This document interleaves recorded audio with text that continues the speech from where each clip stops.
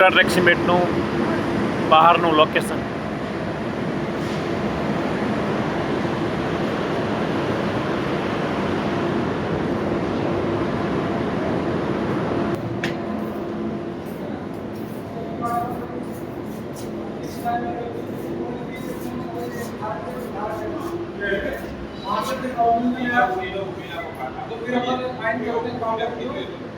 Fine power बनाता है side करते हैं नॉर्मल करते हैं वो फोर फायरिंग इसमें करते हैं फोर फायरिंग करते हैं क्लिंकर बन जाता है क्लिंकर फिर सीमेंट में मिक्स करते हैं सीमेंट मिल में जिप्सम फ्लाई और ये मिक्स करके अलग अलग हमारे पास डिलीवरी में बल्कर का भी डिलीवरी लूज सीमेंट बल्कर से जाता है रेक का लोडिंग है और ट्रक का भी लोडिंग है. अब एक और आगे लूज सीमेंट वैगन से भी लोड होकर जा सकती है. अभी कहीं भी नहीं जाती थी लूज सीमेंट कहीं भी नहीं जाती. जैसे अपने ट्रैक पे पेट्रोल डीजल के ऐसे जाते हैं ना टैंकर ऐसे रेक पूरी 48 वैगन लूज भी जा सकती है. तो लूज मतलब किसी ऐसे एरिया में जहाँ माइनिंग नहीं है लाइमस्टोन नहीं है वहाँ जाके एक पैकिंग प्लांट लगा दो और सीमेंट वहाँ से बल्क लोडिंग सिस्टम देखा होगा आपने पुणे में बल्क लोडिंग सिस्टम है बेंगलोर में है. वो क्या करता है सीमेंट कहीं से लेता है वहाँ से केवल पैकेजिंग करता है. तो इस तरह से ये तो दिखाएंगे ना. ये तो हमारा खुद का ही है ना यहाँ नहीं है. ये दिखाएंगे ना अभी चलते हैं सिस्टम दिखाएंगे.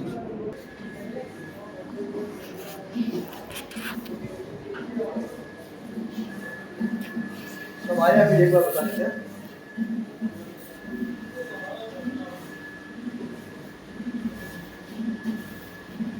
देख लो सर ये वो सेक्शन है जहाँ पे सीमेंट की टेस्टिंग होती है. जो आप आरएमसी में करते हो कंक्रीट मिलाते हो और वो करते हो फिर उसका पेस्ट बनाते हो और उसके इतने बड़े बड़े मोल्ड के अंदर क्यूब रखते हो. तो हम उसी के अंदर छोटी साइज में करते हैं. आपके 200 ग्राम हम सीमेंट लेते हैं. 200 ग्राम 3 तरह की रेट आती है first grade second grade third grade अलग अलग उसका साइज रहता है. कॉस्ट भी उसकी बहुत ज़्यादा रहती है. एक रेती 4 लाख रुपए टन की है एक ग्रेड में. उसमें हम क्या करते हैं कि 200 ग्राम सीमेंट लेते हैं और 3 तरह की ये रहती है जैसे ये वाली. और आपकी तरह जो बड़ा वाला क्यूब भी बना के हम 70.6 mm का ये छोटा वाला क्यूब बना इसके ये तीनों तरह की रहती है first grade second grade third grade अलग अलग mm की. 200 200 200 ये. और जो सीमेंट आता है जैसे ओपीसी है तो ओपीसी 200 पीपीसी है तो पीपीसी 200. पहले उसका पानी के लिए कंसिस्टेंसी कर देते हैं तो हमको ये पता चल जाता है कि क्यूब के अंदर कितना पानी लेना है. जैसे आप लोग अपने हिसाब से वो मिस्त्री लोग करते हैं कि भाई 2 बाल्टी पानी चाहिएगा 3 रेती चाहिएगी और 1 गांठिया सीमेंट चाहिएगा. वो अंदाजा आप उनको भी देता है. ऐसे आदमी काम करता है तो उसको भी 4-5 साल में ये पता चल जाता है कि इसके अंदर इतना पानी जाएगा. फिर भी हम नाप के ही लेते हैं सब मेजरिंग सिलेंडर से. अब वो क्यूब बनता है इस मशीन के अंदर. ये मशीन चलती है 12,000 आरपीएम पे. इसके अंदर सेंसर लगा हुआ है 2 मिनट का हमने ये लगाया. 2 मिनट वाइब्रेशन होता है. 2 मिनट वाइब्रेशन होने के बाद क्यूब तैयार हो जाता है. उसको 24 घंटे के लिए इस ह्यूमिडिटी ओवन के अंदर रखते हैं. ये ह्यूमिडिटी ओवन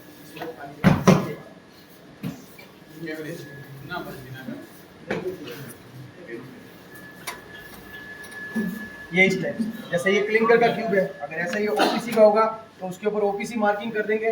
पीपीसी का होगा तो उस पर पीपीसी मार्किंग. जैसे 43 का तो इस पर 43 मार्किंग कर दिया. आज की डेट कर दी. 24 घंटे तक ये इस ओवन के अंदर रहेगा जिसके अंदर 90 से अबव ह्यूमिडिटी रहेगी और टेम्परेचर 27 रहेगा. 24 घंटे सूखने के बाद कल इसको खोलेंगे. उसमें से 2 क्यूब अपन वनडे के लिए तोड़ देते हैं तो वनडे स्ट्रेंथ आ जाती है उसकी. और उसको क्यूरिंग करते हैं 3 डे 7 डे 28 डे से पानी ये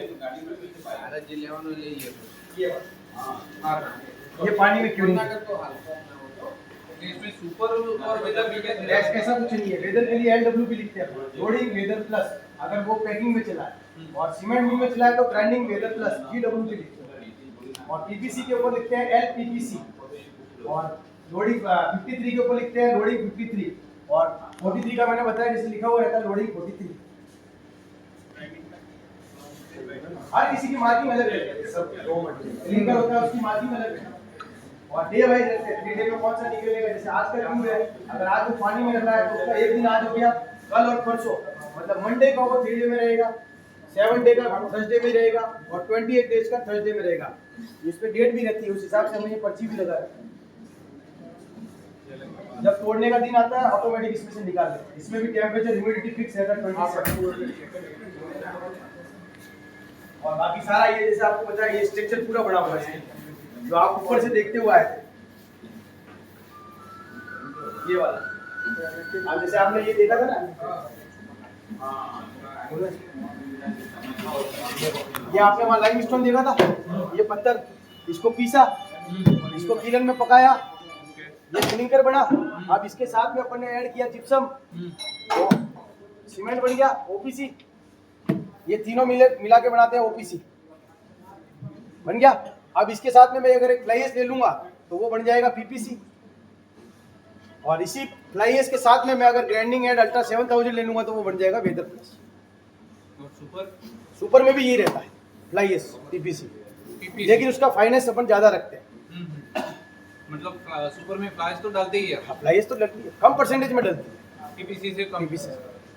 और ये साले अपने वो रॉक वॉल है जो कोयला वोयला फायरिंग के लिए जो किलन में लेते हैं, बाहर आपने किलन देखी थी उसके लिए, और अल्टरनेट में अपन ये सोना मोती और ये डस्ट और ये आता है ना लकड़ी का भूसा और ये सब ये ले। और वेदर में फ्लैश नहीं है, वेदर में फ्लाई एश आती है, परसेंटेज कम रहता है वेदर में, सबसे कम रहता है वेदर में, सबसे कम। इसीलिए आपका वेदर का कट्टा 50 रुपए ज्यादा रहता है पीपीसी और सुपर के मुकाबले में। ज़्यादा जाता है ओपीसी में ज़्यादा। ओपीसी में फ्लाई एश बिल्कुल नहीं जाता, केवल क्लिंकर और जिप्सम। ओपीसी में फ्लाई एश कुछ भी नहीं जाता। आगे वो सामने आपने देखा रोबो लैब,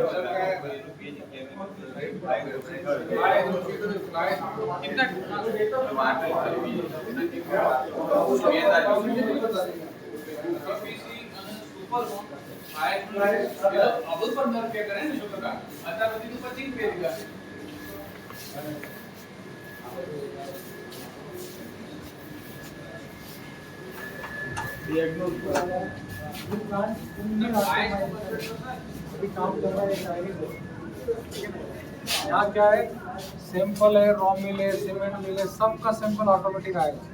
जैसे वो पाइप है ना, वो पाइप के से सीधा आएगा। और ये रोबो है ना, ये रोबो है, घूम रहा है ना, ये रोबो है।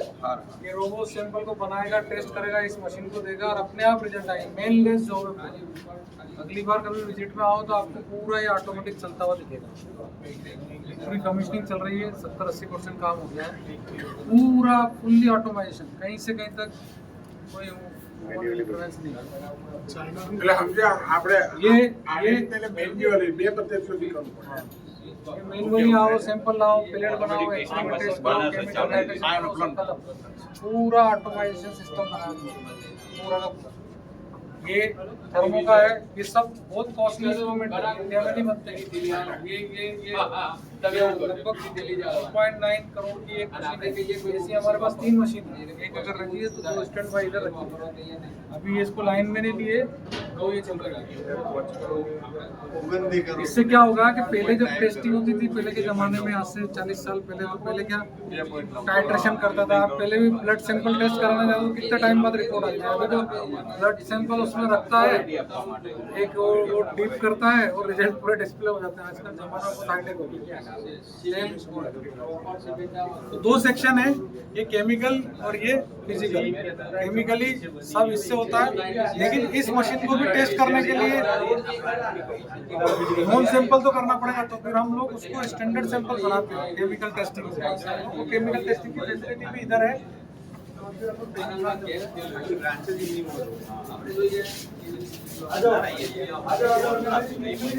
कंजेस्टेड हो गई, ये पहले पूरा इधर सेटअप था, ये हमारा यहाँ सेटअप नहीं कर रखा था, इसको टेम्परेरी बनाया है क्योंकि हमारा पूरा जगह इधर ऑक्यूपाई हो गया था। वो लेब बन रही ना, जगह ऑक्यूपाई हो गई, इसके लिए हम पूरा पहले बिल्डिंग का काम कर रहे हैं।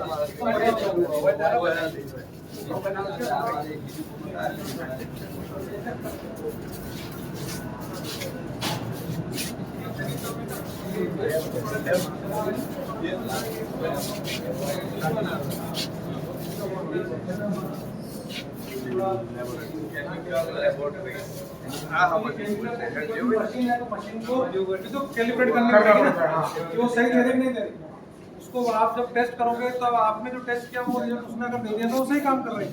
उसको चेक करने के लिए हमारे पास टेस्टिंग है।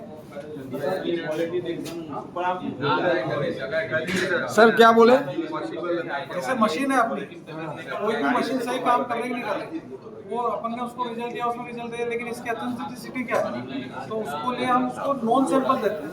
नॉन सैंपल को हम केमिकल टेस्टिंग करते हैं। जैसे आपका चाहे आप ब्लड लेबोरेटरी का सैंपल है, यूरिन टेस्ट कराते हैं, ब्लड टेस्ट कराते हैं, तो पहले अपन उसको नॉन रिजल्ट वाला सैंपल देते हैं कि भाई इसमें हीमोग्लोबिन इतना होगा, इसका सब चीज शुगर इतना होगा, तो ही वो टेस्ट करते हैं, उससे उसका रिजल्ट मेन होगा। तो हम पहले केमिकल टेस्टिंग मेन है, लेकिन केमिकल टेस्टिंग क्या टाइम कंज्यूमिंग मेथड है। आप एक केमिकल टेस्टिंग आप करोगे 3 घंटे 4 घंटे सैंपल टेस्टिंग करोगे, एक्सरे में 1 मिनट में रसीद, तो आपको एक्शन फास्ट हो जाती है। तो ये आपका ड्यूरेशन होता है ना, एक्शन फास्ट अब पैकिंग प्लांट चलते हैं। लंच का टाइम हो रहा है, डिले हो जा रहा है। आज आप डिले हो कोई दिक्कत नहीं, लेकिन बता देना। आप सेटिस्फाई हो जाओ, टेंशन मत लो, साहब दिखाएंगे। आप जो पूरा मैन्युफैक्चरिंग इसके बाद सीसीआर में चलो, आप पूरा ऑटोमेटिक कंट्रोलिंग ले केमिकल मिक्स आता है। केमिकल मिक्सिंग केवल आपका वेदर में।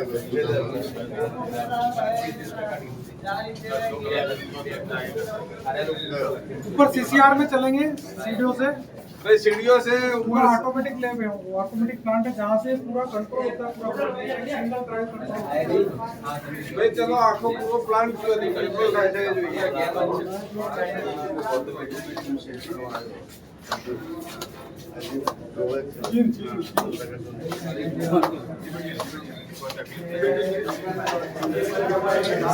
हेलो मेन दिखा दो।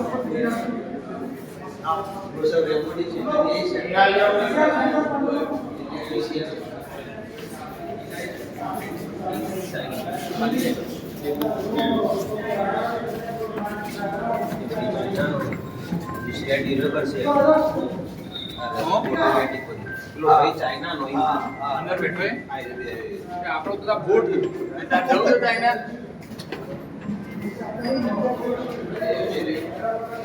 ये कहता બધું ઓટોમેટિક થઈ જશે, બધું સિસ્ટમ નું ગવર્નમેન્ટ ને કોઈને આપી પરમિશન નહીં તો હમણાં જ આપી આ જોઈએ કે આગળ શું કરે યાર સેગમેન્ટમાં નહીં આપી, દરેક સેગમેન્ટમાં નહીં આપી, બાકી nominal temple for the project percentage હશે અંદર ચલો એક કારણ લા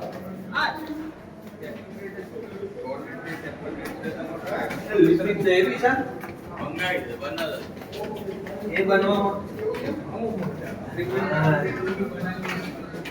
શું ચલાયા લે તારે ખાવાનું પણ શેકેલે તો ભલે બાકી કંપની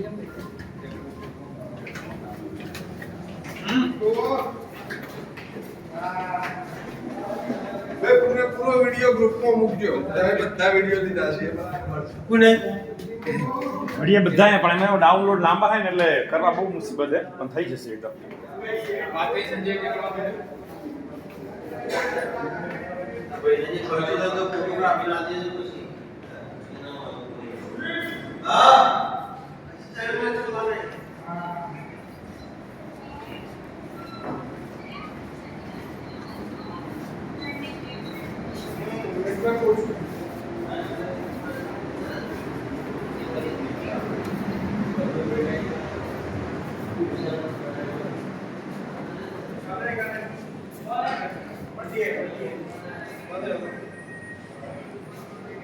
હા कर रहे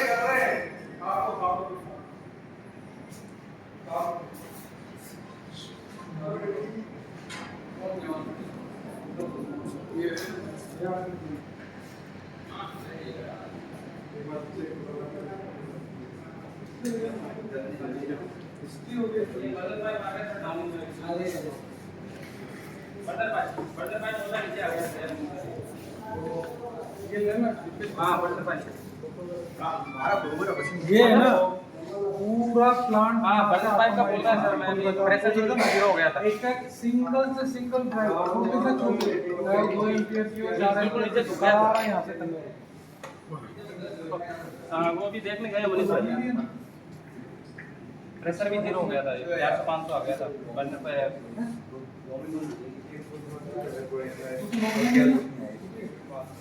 मनीष भाई देख के आना एक मिनट। हेलो क्या हुआ मनीष यार?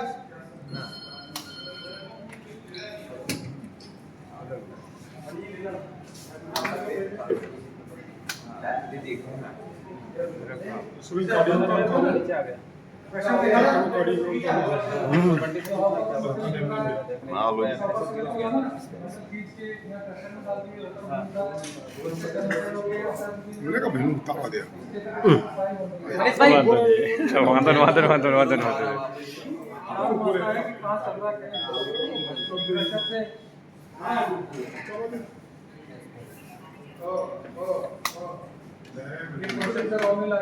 बद्दी मोटर मत बताओ ऑफर है यहाँ रॉमिल का पाउडर बनता है, क्या चलता है, एक पूरा रॉमिल का है, रॉमिल का आगे करते हैं।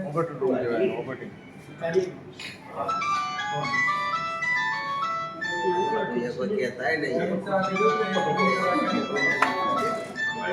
मैं आपको बोल रहा ना कि पाउडर फाइन फाइन पाउडर बनता है। हाँ सर फाइन पाउडर पता नहीं बोला मतलब मैं सब जीरो हो गया था इससे जाता है, इससे फिर अब वो देख रहा है